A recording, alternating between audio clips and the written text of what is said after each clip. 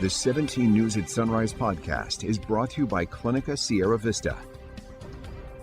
Welcome back to the 17 News at Sunrise podcast, where we share your news on your schedule.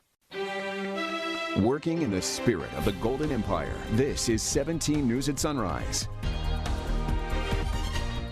Good morning here at 5 a.m. Thanks for waking up with us. I'm Maddie Jansen alongside Alex Fisher. Breaking overnight, Bakersfield police are investigating a shooting that left a man dead in a gas station parking lot in Southwest Bakersfield. Officers were called to the 76 gas station at Weibel and Plans Roads around 10:30 last night for the shooting. Emergency responders found a man who had been shot. Officers say they found shell casings in the roadway on Plans Road between Weibel Road and Mountain View Street. And it's likely the victim's car was traveling east on Plans Road when someone shot at it. No arrests have been made. By our count, there have been at least 119 homicides in Kern County so far this year. Meantime, the investigation continues this morning into a deadly airplane crash near Shafter Airport. It happened just before noon yesterday. According to airport officials, a crop dusting airplane had just taken off from the airport in foggy conditions en route to New Cuyama when it suddenly crashed just a quarter-mile northwest of the airport near an almond orchard. The pilot, who was the only person on board, was killed. The coroner will release the pilot's name once family's been notified. FAA and NTSB investigators will determine what caused the single-seat Thrush aircraft to crash so quickly after takeoff. This morning, California City Police are asking residents to keep their pets inside after a bear sighting in the area. Police say the bear was spotted last night on Bay Avenue and 72nd Street. Bears have been spotted roaming California city streets in the past. If you happen to see the bear, you can call police at the number on your screen. 5:03 is your time this morning, and now to our ongoing coverage of anti-vaccine mandate demonstrations around Kern County. Yeah, dozens of parents filled the Greenfield Union School District board meeting last night to push for a choice to be given to parents. 17's Marco Torres has more. The Greenfield Union School District Board heard from anti-vaxxers, anti-maskers, and those against the vaccine mandate in schools. The room was packed as parents from mostly outside the district filled the empty seats. I oppose the vaccine mandates, and I want to hold on to my right to make health decisions for my children. This is what your blood looks like with less oxygen from the masks. So this is essentially what is going on in our bodies when we are wearing masks, and what you're doing to our children. From our count, only 4 speakers had children in the district, while everyone else was from somewhere else. At the meeting, one parent defended the vaccine and called out the large group of protesters. Think about the situation and where you might be left in a hospital wondering if that vaccine could have saved your life. Hortensia Cabral, a parent from the district, also says at the very least, if unvaccinated kids will be allowed to go to school, have them mask up. I had my boys vaccinated a couple of weeks ago, and they're fine. Nothing happened. You know what? And I feel a lot more secure now that my family is just a little bit safer. As Cabral was leaving the meeting, a protester shouted at her. Cabral ignored the protester and left the area unharmed.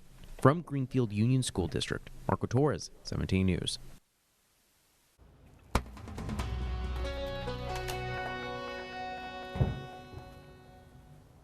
In your 17 Crime Watch this morning, a man wanted in connection to a murder in Tulare County is still on the run this morning. This after officials confirmed he was the same man at the center of a 2019 Bakersfield immigration controversy. Sheriff's officials in Tulare say that Jose Omar Bello Reyes is one of the 3 men involved in the shooting death of a man whose body was found at a Terabella orchard. You may remember the 24-year-old was arrested by Immigrations and Customs Enforcement in 2019, 36 hours after he read a poem critical of ICE before the Kern County supervisors. Bello Reyes' case gained national attention because of the timing of his arrest, but ICE maintains that Bello Reyes was arrested because of a months-old DUI. Meantime, 2 other men have been arrested in connection with that murder. The battle against a proposed cemetery in a Northwest Bakersfield neighborhood continues today, just days ahead of a hearing to appeal the decision to the County Planning Commission. The Diocese of Fresno is inviting residents to learn about development plans for the proposed cemetery. The meeting will take place today at St. Elizabeth Ann Seton Catholic Church at 5:30 p.m. Social distancing and masks are required. A group of residents near the proposed site have been battling the decision for months now. County supervisors will hear the appeal on behalf of those residents on November 9th at 2 p.m. It's an old road with a new name. Local community leaders gathered yesterday to change the name of Cottonwood Road to South Martin Luther King Jr. Boulevard. Elected officials and community members say the move begins a new chapter for a beleaguered part of the city. The latest census data says nearly a third of people living in this zip code, 93307, fall below the poverty line. This was a black community. This is where we thrive. But we know that historically what has happened over the years, it is now known for a lot of negative things that kept investors out of this area. So this is an opportunity to bring economic shift to the southeast area in a way that is much needed. The renaming also comes less than a year after renovations to Bell Terrace Park, plus the addition of MLK Elementary School down the street.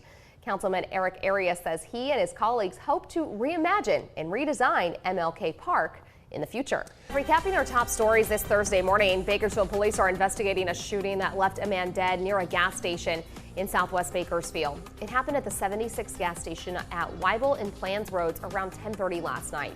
No arrests have been made. By our count, there have been at least 119 homicides in Kern County so far this year. Meantime, the investigation continues into a deadly airplane crash near the Shafter Airport. It happened just before noon yesterday. According to airport officials, a crop dusting airplane had just taken off from the airport in foggy conditions when it suddenly crashed near an almond orchard. The pilot, who was the only person on board, was killed. And dozens of parents filled the Greenfield Union School District board meeting last night to speak out against the vaccine mandate for students. Parents from mostly outside of the district filled the empty seats. At one point, parents even shouted at a woman who supported the mandate. 5:33 is our time now, and members of the White House COVID response team will be on Capitol Hill later today. They'll tell a Senate committee that what has to happen next to help get the pandemic behind us. But members will also likely face tough questions about the continuing backlash against vaccine mandates. NBC's Chris Pallone joins us in Washington with more. Alex and Maddie, good morning. Federal officials say new rules regulating vaccine mandates in private businesses will be announced within days. That's likely to spark new backlash from people who don't want to get the shot. Ford Motor Company is the latest major American business to mandate its workers be vaccinated, telling 32,000 employees that they must be immunized by December 8th or face a month of unpaid leave. 80% of adults have at least one shot. The announcement comes as federal regulators put the finishing touches on President Biden's vaccine mandate for private businesses. The OSHA rule that will be coming quite soon, so in a matter of days at this point. The backlash likely to grow, with public employees in several cities already resisting vaccine mandates. We wanted to get some time so that they can file their religious and medical exemptions, as well as make their retirement decisions and get their vaccination if they so choose. Now that children under 12 are eligible to get the Pfizer shot, members of the White House Coronavirus Task Force are trying to convince parents it's the right thing to do to help end the pandemic. And they're fighting an uphill battle against vaccine misinformation. Many parents are already seeing inaccurate claims on social media, text threads, and in their inboxes. Emphasizing that even for children, getting the vaccine is better than getting COVID. Please know we have thoroughly reviewed all of the available safety, immunogenicity, and efficacy data before recommending this vaccine for your child. Federal officials expect vaccines for children to be fully available next week. The White House says that 70% of adults in the U.S. have been fully vaccinated against COVID-19, and some 220 million adults have gotten at least one dose. In Washington, Chris Pallone, 17 News. 5:35 is your time now, and a grim dose of reality yesterday as we learned 21 more people in Kern County lost their lives to COVID-19. Most of those people died in September and October, and we're now approaching 1,700 deaths since the beginning of the pandemic. Yesterday, we learned 402 more people have been infected with COVID. The virus hasn't spread this quickly since late September. A year ago, we were seeing about an average of 90 people testing positive for the virus each day. Now it's almost 370. 243 people are in the hospital with more severe symptoms of COVID, 63 in the ICU. We are all exhausted from living in this pandemic. We're tired of hearing COVID-19, frustrated that we were teased the worst may be over. We've been stuck in this hell for nearly 2 years now, and unfortunately the models show the worst of it may be in the coming months. We have allowed coronavirus to spread in our community from the beginning. There was the mask debate, and now there's fury over vaccinations. We had the opportunity to save lives, but many ignored the science. In this pandemic, we've allowed the virus to win, and nearly 1,700 people are dead because of it. But this war is not over, and coronavirus is getting ready to attack. Though this time, it's preparing to attack the unvaccinated. Our health officials have warned us about the severity of the virus. They've sounded the alarm so many times their pleas have become white noise. Well, they're doing it again, and this time, they're asking us to use the greatest weapon we have in fighting this common enemy, the vaccine. That will prepare us for what's to come after Thanksgiving. These models are painting a very scary picture, if I'm being frank. They're telling us that we're facing a gigantic surge that's going to peak in January, and our hospitalizations are going to peak at 200 more patients than what we saw at the peak of this previous third surge in January. Our hospitals are already significantly overwhelmed. They were overwhelmed at the peak of the third surge, and to think about the potential of having 200 more COVID-19 patients in our hospital system here in Kern County is a very scary thought. We are and have been on the worst case scenario model since the beginning. That same model projects our local hospitals could see more than 550 COVID positive patients about 2 weeks after New Year's. It is also projecting 600 more deaths in the next 4 months. That's why there's a push to get vaccinated, and for the most vulnerable, a booster.